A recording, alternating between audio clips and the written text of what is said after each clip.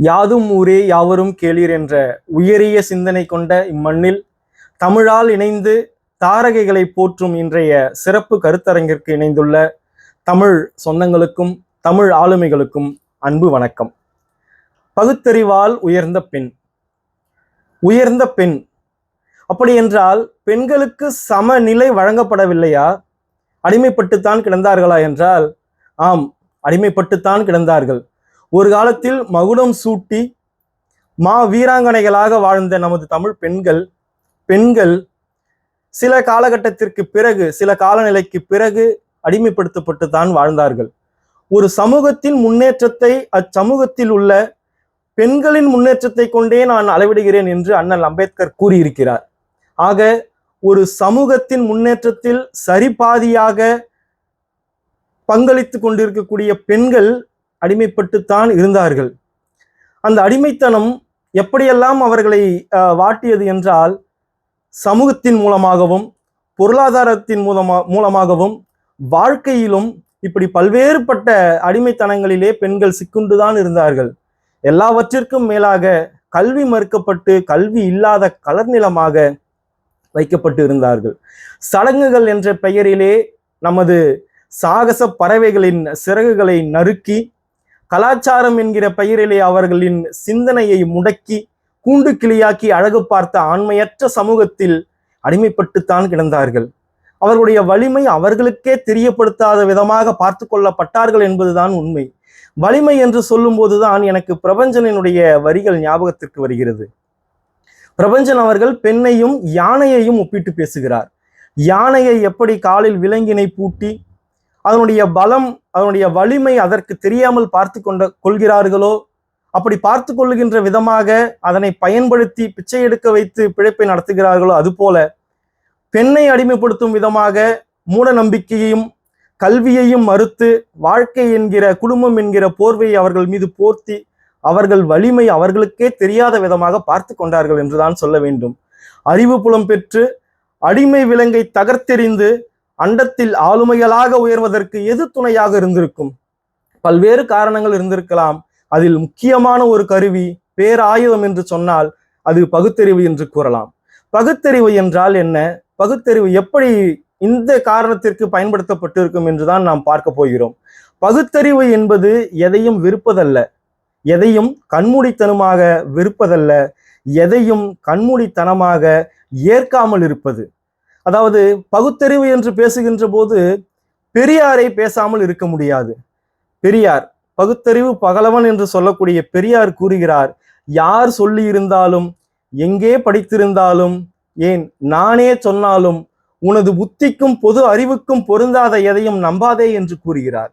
இப்படிப்பட்ட பகுத்தறிவு பெண்களுக்கு என்னவெல்லாம் செய்திருக்கும் என்று பார்த்தோமானால், மூட நம்பிக்கையை ஒழித்து சொந்தமாக சிந்தித்து செயலாற்றக்கூடிய ஒரு சூழலை உருவாக்கி இருக்கிறது.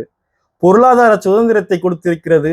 சமூகத்தில் சம நீதியை கொடுத்து சுய மரியாதையுடனும் சுய சார்புடனும் பெண்கள் வாழ்வதற்கான சூழ்நிலையை உருவாக்கியது பகுத்தறிவு என்று சொல்ல வேண்டும். இந்த காரணிகளையும் பகுத்தறிவு இதையெல்லாம் செய்யும் என்பதை நன்கு உணர்ந்த நமது பாவேந்தர் பாரதிதாசன் இப்படி கூறுகிறார், பச்சை விளக்காகும் உன் பகுத்தறிவு தம்பி, பச்சை விளக்காலே பாதை பிடி தம்பி, நல்ல பாதை பிடி தம்பி என்று கூறுகிறார்.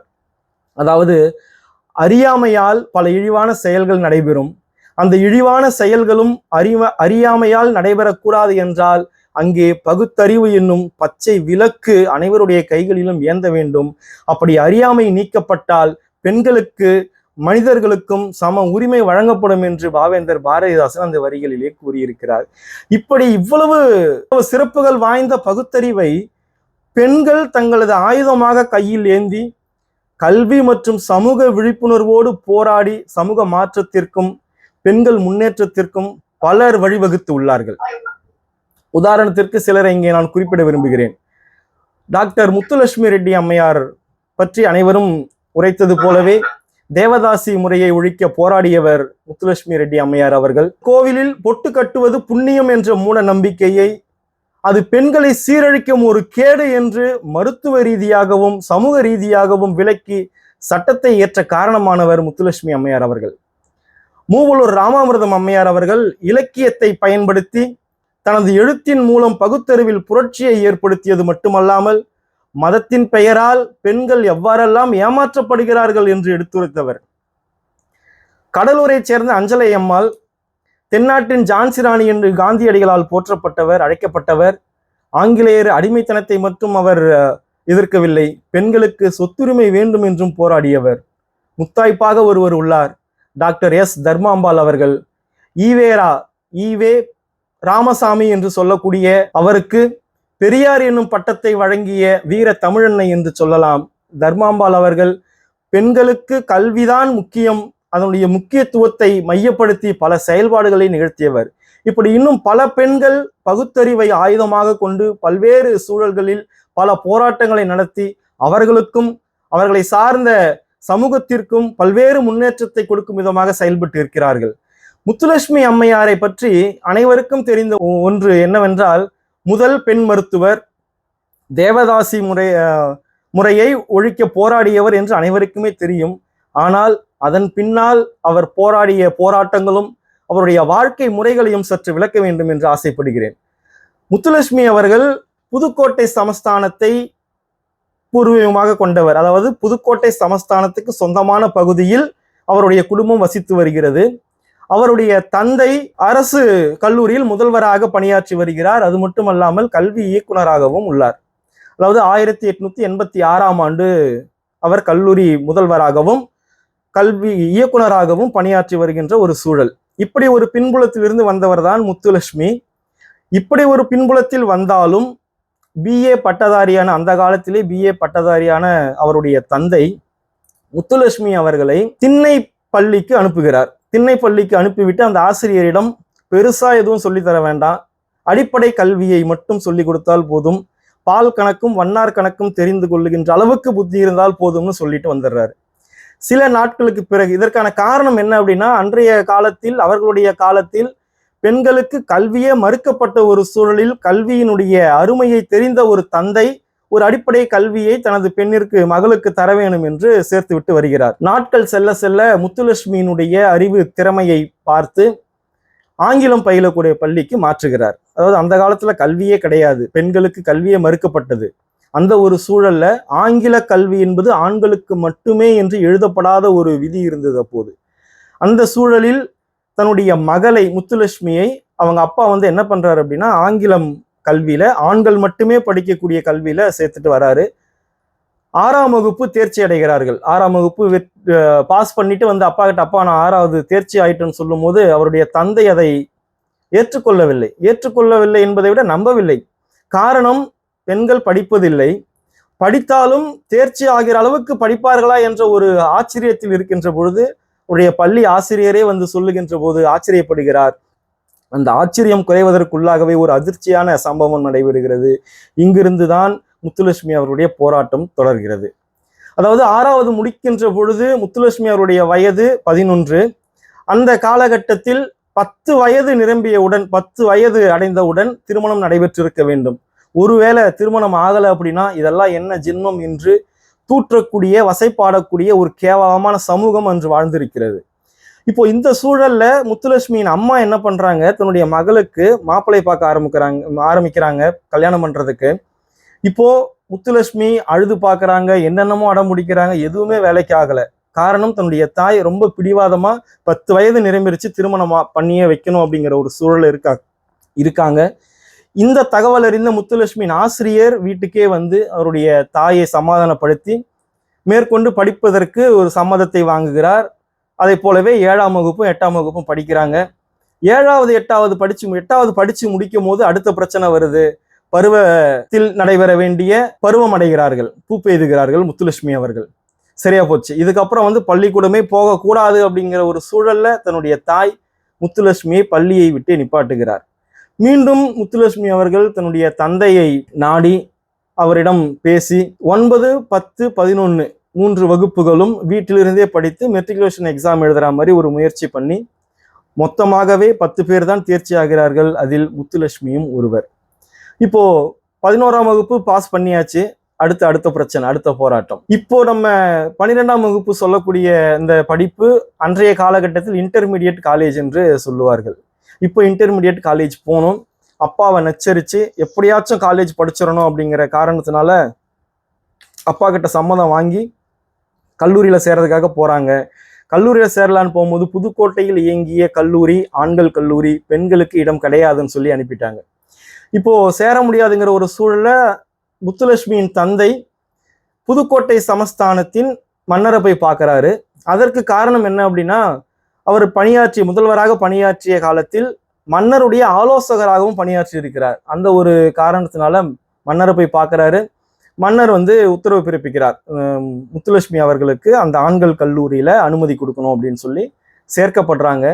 சேர்க்கப்பட்டதுக்கு அப்புறம் இன்னும் பல பிரச்சனைகள் முத்துலட்சுமி அவர்கள் சந்திக்கிறார்கள். அதாவது என்னென்ன அப்படின்னா, 100க்கும் மேற்பட்ட ஆண்கள் இருக்கக்கூடிய ஒரு கல்லூரியில இவர் மட்டும்தான் பெண். வகுப்பு பாடம் நடத்துகின்ற நேரத்தை தவிர மற்ற நேரத்தில் எல்லாம் தனி அறையில் தான் அமர வேண்டும். விளையாட போக முடியாது, தனியாக தான் உட்காந்து சாப்பிடணும், ஒன்னா உட்காந்து சாப்பிட முடியாது. பல கேலி கிண்டல்கள். பெண் என்பதால் மட்டுமல்லாமல் அவர் ஒருவர் மட்டும்தான் பெண். அதனால் பல்வேறு பெயர் எழுதிய கடிதங்களும் பெயர் எழுதாத கடிதங்களும் அந்த வயதிலே நடைபெறக்கூடிய பல சிக்கல்களை அவர் இங்கு அனுபவித்து 1000 பிரச்சனைகளை சந்தித்தாலும் இப்படி பல்வேறு சூழல்களையும் தாண்டி கல்வி மட்டுமே தனக்கு தேவை என்று கல்வியை இருக்க பிடித்து, இன்னும் சொல்ல வேண்டும் என்றால் கல்லூரிக்கு சென்று வருகின்ற பொழுது பெண்களே அவரை பல கேவலமான வார்த்தைகளை பயன்படுத்தி அவரை சாடினார்கள். இத்தனை ஆம்பளை பிள்ளைங்க படிக்கிற பள்ளிக்கூடத்துல போய் காலேஜில் போயிட்டு இந்த ஒரு பொண்ணு படிச்சுட்டு வராளே அப்படின்னு சொல்லி ஏகப்பட்ட வசைப்பாடுகளை எல்லாம் சந்தித்து இன்டர்மீடியட் காலேஜ் பாஸ் பண்றாங்க. பாஸ் பண்ணி முடிச்சதுமே முத்துலட்சுமியுடைய தாயார் உடல்நிலை சரியில்லாம போயிடுறாங்க.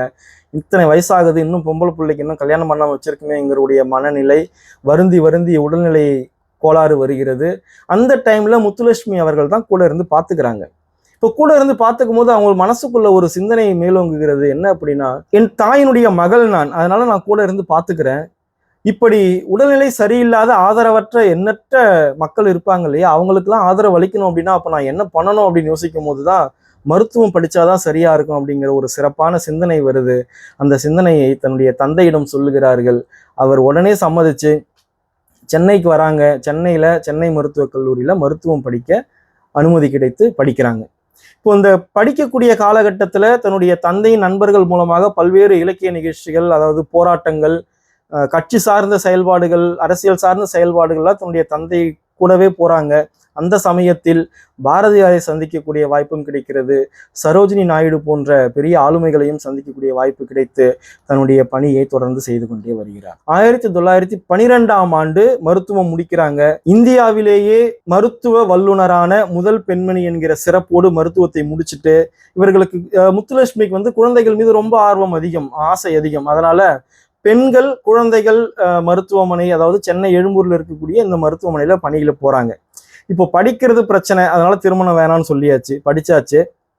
இப்போ அடுத்தது வேலைக்கும் வந்தாச்சு.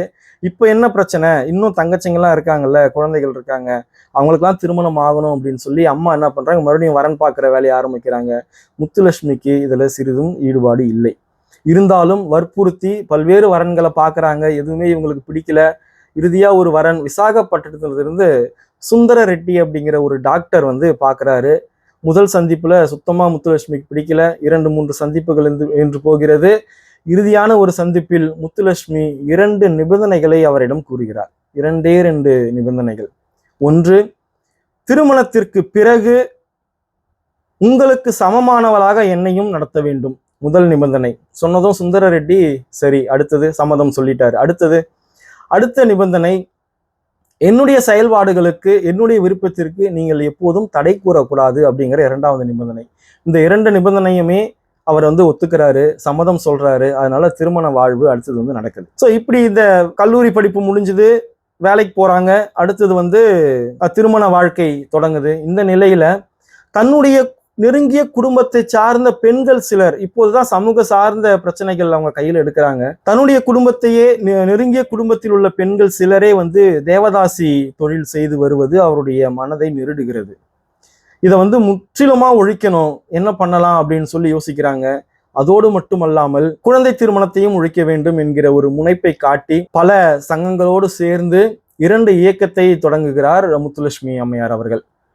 தேவதாசி முறையை ஒழிப்பதற்காக தேவதாசி ஒழிப்பு இயக்கம் என்றும், குழந்தை திருமணத்தை ஒழிப்பதற்காக, தடுப்பதற்காக குழந்தை மனம் தடுப்பு இயக்கம் என்கிற 2 இயக்கங்களை உருவாக்கி செயல்பட்டு கொண்டிருக்கின்ற காலகட்டத்திலே அன்றைய தமிழ்நாட்டின் கவர்னரால் தமிழ்நாட்டு சட்டமன்ற மேல் சபைக்கு உறுப்பினராக நியமிக்கப்பட்டு, அதோடு மட்டுமல்லாமல் அந்த மேல் சபையின் துணைத் தலைவராகவும் தேர்ந்தெடுக்கப்படுகிறார். இது இவருடைய 2வது சாதனை என்று கூறலாம். சட்டமன்றத்தில் நுழைந்த முதல் பெண் என்கிற வரலாற்று சிறப்பையும் பெறுகிறார். இப்போ சட்டமன்றத்துக்கு போன பிறகு தன்னுடைய செயல்பாடுகளை சிறப்பாக செய்து வந்து கொண்டிருக்கின்ற ஒரு காலகட்டத்தில் காந்தி தமிழ்நாட்டிற்கு வருகிறார்.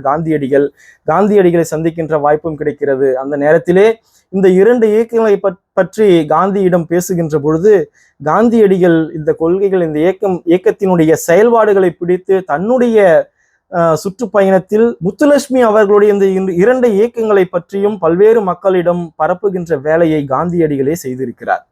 இப்போ இதை முழுமையா ஒழிக்கணும் அப்படின்னா என்ன பண்ணலாம் அப்படிங்கிற ஒரு யோசனை வரும்போது, சட்டசபையில் ஒரு தீர்மானத்தை கொண்டு வருவதற்காக முயற்சி செய்கிறார் முத்துலட்சுமி அவர்கள். தேவதாசி முறை ஒழிப்பு தீர்மானம் அப்படின்னு சொல்லி ஒரு தீர்மானத்தை கொண்டு வருகிறார்கள். கொண்டு வருகின்ற பொழுது அங்கே இருக்கக்கூடிய அத்துணை உறுப்பினர்களும் எதிர்ப்பதை கூட அவர் பெரிதாக கருதவில்லை. இவர்கள், அதாவது முத்துலட்சுமி அம்மையார் அவர்கள் பெரிதாக கருதிய அவருடைய தலைவர் சத்தியமூர்த்தி அவர்களே ஒரு முட்டுக்கட்டை போடுகிறார். அதாவது இந்த தேவதாசி முறை என்பது எப்படி வந்தது என்றால், முதலில் கோவிலில் கலை நிகழ்ச்சியை அரங்கேற்றுவதற்காகத்தான் பெண்கள் கோயிலிலே அனுமதிக்கப்படுகிறார்கள். நாட்டியம் ஆடுவதற்காக செல்கிறார்கள். அவர்கள் அங்கு சென்ற பிறகு அவர்களுடைய சூழ்நிலையின் காரணமாகவும் வறுமை காரணமாகவும் தேவதாசிகளாக மாற்றப்படுகிறார்கள். அதாவது கோவிலில் பொட்டு கட்டும் முறை என்று சொல்லுவார்கள். கடவுள் பெயரில் தாலியை கட்டி கொண்டு அந்த ஊரில் உள்ள முக்கிய பிரமுகர்களுக்கு, பெரியவர்களுக்கு வைப்பாட்டிகளாக, தேவதாசிகளாக செல்ல வேண்டும் என்பதுதான் அந்த முறை. இப்படிப்பட்ட ஒரு முறை என்று நடைமுறையில் இருந்த காலத்திலே இதை ஒழிக்கணும் அப்படின்னு சொல்லி தீர்மானம் கொண்டு வராங்க. கொண்டு வரும்போது சத்தியமூர்த்தி என்கிற தலைவர், காங்கிரஸ் தலைவரே அதை எதிர்க்கிறாரு. அதாவது என்ன சொல்லி எதிர்க்கிறாரு அப்படின்னா, கோவில் சம்பந்தப்பட்ட செயல்பாடு, இதனால் புண்ணியம் வரும் என்பதால் இதை தடுக்க இயலாது. ஒருவேளை இதை தடுத்துட்டோம் அப்படின்னா கலையும் ஒழிந்து போகும் சொல்லி வாதாடுகின்ற நேரத்திலே முத்துலட்சுமி அவர்கள் கூறுகிறார்கள், கலையை ஒழிக்க வேண்டாம், கலை இருக்கட்டும், ஆனால் கலை என்கிற பெயரில் நடக்கக்கூடிய இந்த கீழ்த்தரமான விபச்சாரம் ஒழிக்கப்பட வேண்டும் என்று கூறுகிறார். மீண்டும் சத்தியமூர்த்தி அவர்கள் மறுகருத்து கூறுகிறார், இவர்களால், இந்த சமூகத்தால் கிடைக்கக்கூடிய இந்த புண்ணியம் உனக்கு வேண்டாமா முத்துலட்சுமி என்று கேட்கின்ற போது அங்கே முத்துலட்சுமி ஒரு கேள்வியை கேட்கிறார். சத்தியமூர்த்தி ஐயா அவர்களே, நீங்கள் சொல்வது உண்மைதான். இந்த முறையால், இந்த தேவதாசி என்கிற ஒரு இதுவால், கோவிலில் பொட்டு கட்டுவதால் எங்களுடைய சமூகத்திற்கு போதும் போதும் என்ற அளவிற்கு புண்ணியம் கிடைத்து விட்டது. எங்களால் முடியவில்லை. ஒன்று செய்யுங்கள், தங்களுடைய சமுதாயத்தில் உள்ள பெண்களுக்கு இந்த முறையை அறிமுகப்படுத்தி அவர்களுக்கும் இந்த புண்ணியம் கிடைக்கும்படி உங்களால் செய்ய முடியுமா என்று கேட்ட ஒரு கேள்வியில் அமர்ந்தார் அவருடைய மாபெரும் தலைவர் சத்தியமூர்த்தி அவர்கள். சத்தியமூர்த்தி அமைதியாக அமர்கிறார். தீர்மானம் நிறைவேறுகிறது. தேவதாசி முறை ஒழிப்பு தீர்மானம் நிறைவேற்றப்பட்டு அமலுக்கும் வருகிறது. இப்படி சாதாரணமாக சொல்லுகின்றோம் தேவதாசி முறையை ஒழித்தார் என்று. ஆனால் அவருடைய வாழ்க்கையிலே பல்வேறு போராட்டங்களையும் பல்வேறு சிக்கல்களையும் சந்தித்துதான் இப்படிப்பட்ட ஒரு சூழலை இன்று பெண்கள் கௌரவமாக தலை நிமிர்ந்து எந்த ஒரு இன்னலும் இல்லாமல் இப்படிப்பட்ட ஒரு கீழ்த்தரமான செயல் ஒழிக்கப்பட்டு இன்று சுதந்திரமாக வாழுகிறார்கள் என்றால் அத்தனை பெரிய போராட்டம், இத்தனை பெரிய நிகழ்வுகள் நடந்திருக்கிறது என்பதுதான் உண்மை. இன்னும் பல உதாரணங்கள் இருக்கிறது. இப்படி பகுத்தறிவை வைத்து பெண்கள் பலரும் முன்னேறி இருக்கிறார்கள். தாங்கள் முன்னேறியது மட்டுமல்லாமல் தனது சமூகத்தையும் தனது வாழ்வியலையும் உயர்த்தி இருக்கிறார்கள் என்றுதான் சொல்ல வேண்டும். இறுதியாக ஒரு கவிதையோடு என்னுடைய உரையை முடிக்க ஆசைப்படுகிறேன். அடுக்களை புகையினில் தொலைந்தன கனவுகள், அறியாமை சங்கிலியில் பிணைந்தன கால்கள். அன்று அடுக்களை புகையினில் தொலைந்தன கனவுகள், அறியாமை சங்கிலியில் பிணைந்தன கால்கள். ஏன், எதற்கு, எப்படி என்று கேட்கவும் இல்லை. ஆதிக்க நரிகள் கேள்வி கேட்க விடவும் இல்லை. விவேக பெண் அவள் விழித்து கொண்டாள், தன் விலங்குகளை உடைத்தெறிந்து வீறு கொண்டாள். விவேக பெண் அவள் விழித்து கொண்டாள், தன் விலங்குகளை உடைத்தெறிந்து வீறு கொண்டாள். அடிமை செய்த ஆடவனை அறிவில் முந்தி நின்றாள், கேலி செய்த சமூகத்தை கேள்வி கேட்டு வென்றாள். தீட்டென்றும் தீயென்றும் ஒதுங்கி வாழ்ந்து வந்தாள், பகுத்தறிவின் பலம் கொண்டு மூடன் முகத்திரையை கொன்றாள். கோலங்கள் போட்டவள் கோள்கள் அளக்கச் சென்றால் பயணித்த பாதையிலே பகுத்தறிவை கொண்டாள். பார்ப்போற்றும் சரித்திரமாய் மாற்றமாகி நின்றாள். அழகினாலே அல்லாமல் அறிவினாலே உயர்ந்தாள். அச்சத்தை வேறறுத்து வெற்றிகள் பல கண்டாள். பகுத்தறிவு சுடரேந்தி புறப்பட்ட பெண்ணே, உன் கனவுகள் பலிக்கட்டும் கண்களின் முன்னே. வெற்றி கனவுகள் பலிக்கட்டும் கனவுகள் முன்னே. நன்றி, வணக்கம்.